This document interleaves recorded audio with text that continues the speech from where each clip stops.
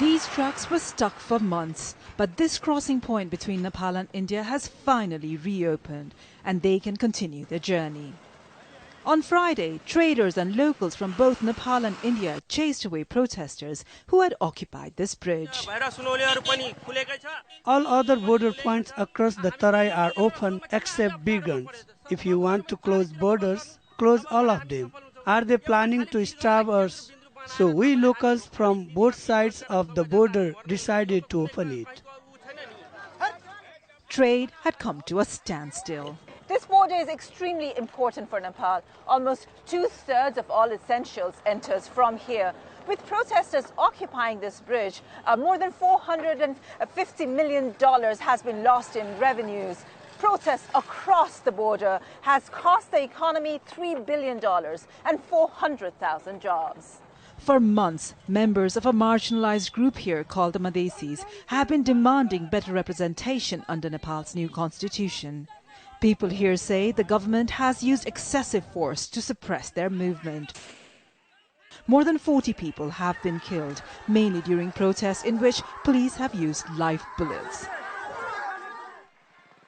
Most Madhesis have close ethnic and familial ties across the border in India, and the government in New Delhi takes an interest in what happens here.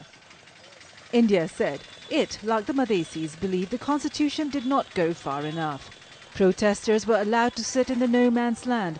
Customs clearance became a problem. Nepal said the Indian government was tolerating a blockade of the border. Business people on the Nepalese side have some sympathy for the protesters.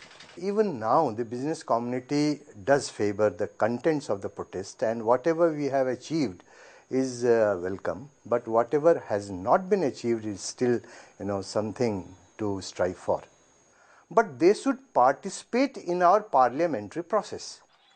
On January 23rd, the government did amend the constitution, addressing most of the demands. But the demarcation of federal boundaries within Nepal is still in dispute. Some analysts see the border opening as a sign the influence of the Madhesi movement is declining. The latest development shows that the leaders of the Madhes parties have been defeated. This means that there is a change in policy when it comes to Indian support of the movement. It also shows the internal differences between the Madhesi leaders who so far had been directing the movement.